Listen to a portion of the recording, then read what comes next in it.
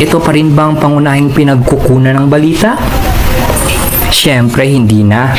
Andyan na ang social media. Kagaya ng Facebook, Twitter o kahit anong social media platforms. Pero wag ka. Di lahat ng mga nababasa doon ay totoo. May tawag doon eh. Anong tawag doon ulit? Tama, fake news. Kaya dapat maging maingat sa mga nasasagap na balita. Baka chismis lang yon. Siyempre, meron pang ibang paraan para makasagap ng issue, balita at impormasyon. Kagaya ng radyo, TV at pakikipagtalastasan o pakikipagpanayam. Pero, ano nga bang kontemporaryong issue? Ating suriin ang bawat salita para lubos na maunawaan. Una, ang kontemporaryo ay mula sa salitang Latin na contemporaneous nang ibig sabihin ay kasama sa at panahon. In other words, pangkasalukuyan o napapanahon. Ang issue naman ay napag-uusapan at pwedeng magdulot ng pagkabahala, debate, at may malaking epekto sa pamumuhay nating lahat. Pag pinagsama mo naman ang dalawa, ang kontemporaryong issue ay napapanahong paksa o usapin na nangangailangan ng paglilinaw, debate o klarifikasyon. Mga issue o mga paksang napapanahon. Para mas lalo pa nating maunawaan, tayo ay magbibigay ng mga halimbawa. Una sa pinagdedebatihang issue ay ang issue ng kahirapan. Hanggang ngayon din ba ay may kahirapan sa ating bansa? Ano nga ba ang dapat na solusyon para ito ay tuluyan ng mapuksa? Pangalawa, pag-aabuso sa ilegal na droga. Ang ating kasalukuyang administrasyon ay nasa gitna ng kontrobersiya dahil na nga sa paraan ng pagsugpo sa talamak na isyu ng droga. Kaya ngayon, maraming debate kung talaga bang epektibo ang pamamaraang inilulunsad ng ating pamahalaan. Panghuli at napaka-importante na nangyayari sa atin sanlibutan ngayon ay ang coronavirus pandemic. Di lamang ang ating bansa ang apektado, kundi ang buong mundo. Sa daming isyu ngayong nakapaikot sa pandemyang ito, mula sa paraan ng pag-iiwas dito, testing, hanggang sa kung kailan ba talaga lalabas ang bakuna para rito, ito ay napapanahong issue o kontemporaryong issue. Batay sa DepEd mandated most essential learning competencies, ang pangkalahatang tatalakayin natin sa buong taon mula first grading hanggang fourth grading ay nakapokus lamang sa mga sumusunod. Una, mga hamon at isyong pangkapaligiran. Ito ay mga issue, mga problemang kakaharapin natin tuwing may kalamidad kagaya ng lindol at bagyo.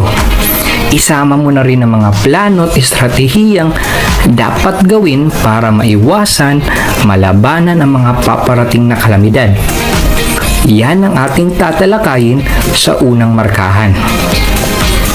Pangalawa, mga isyong paggawa, globalisasyon, migrasyon, na nakatuon sa pang-ekonomikong mga gawain. Pangatlo, isyong pangkasarian, na isa sa pinakamalaking isyong kinakaharap ng anumang bansa, lalo na sa ating bansang kilala sa pagiging Kristiyano. At ang isyong pagkamamamayan, pagkalap ng tamang impormasyon. Kagaya nga ng nasabi ko, nagkalat na ang fake news. And on that note, dahil andun naman lang tayo sa fake news, narito ang iba't ibang kasanayang dapat nating taglayin sa pag-aaral ng kontemporaryong issue. Una, dapat maging mapagmatsyag, mapanuri, dapat verified. Mapagkakatiwalaan ba ang source o ang pinagmulan ng news? Lalong-lalo na sa mga kabataan ngayon, usong-uso ang fake news sa social media, kaya dapat ay maging kritikal sa pagsusuri ng balita kung ito ba ay totoo o ito ba ay fake news. Pangalawa, ang kasanayang dapat natin taglayin ay ang pagiging balanse.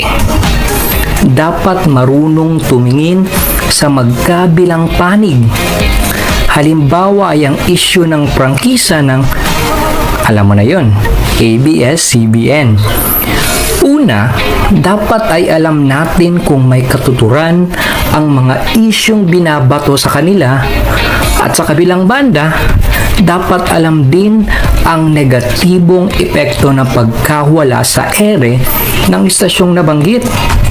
Parang love, dapat give and take daw, dapat balanse. Char. Panghuli, ang pagiging makabuluhan. Marunong bumuo ng paghihinuha o ano ang narealize mo sa issue.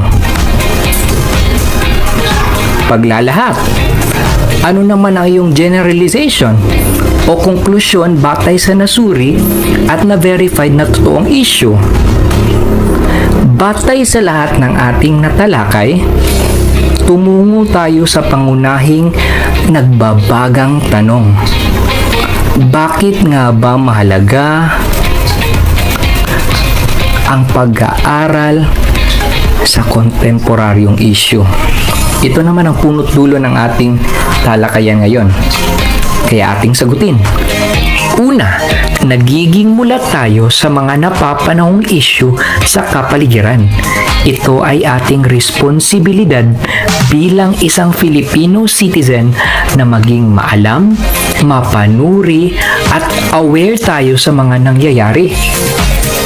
Pangalawa, naiuugnay ang sarili sa issue kagaya ng sa pandemya. Meron ba tayong maitutulong para hindi pa lalong kumalat ng virus? Oo, tama, meron. Sumunod sa mga batas ng ating gobyerno. Pwede rin stay at home o di kaya practice social distancing, tamang pagsuot ng mask at paghuhugas ng kamay. Pangatlo, makaiisip ng mga pamamaraan kung paano makaiiwas sa mga kalamidad. So ito ay may kaugnayan sa ating kapaligiran. Dahil sapat na ang ating nalaman ukol sa mga kalamidad, tayo ay nakakagawa na ng epektibong pamamaraan para makaiwas o di kaya ay makapag-ingat sa mga darating na trahedya at kalamidad. At panghuli, nahahasa ang iba't ibang kasanayan at pagpapahalaga.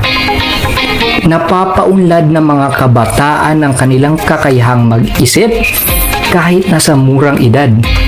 Kaya napaka-importante habang bata pa ay marunong ng kumilatis at magpahalaga sa mga bagay-bagay. Dahil kayong mga kabataan ang aming kinabukasan. Hanggang dito na lang muna ating subaybayan sa susunod na episode ang tungkol sa kalagayan, suliranin at pagtugon sa isyong pangkapaligiran ng ating bansa. Ito po muli si Sir Mike Sabanal na nagsasabing, mahirap mag-aral, ngunit mas mahirap kung walang pinag-aralan. Sa muli po nating pagkikita,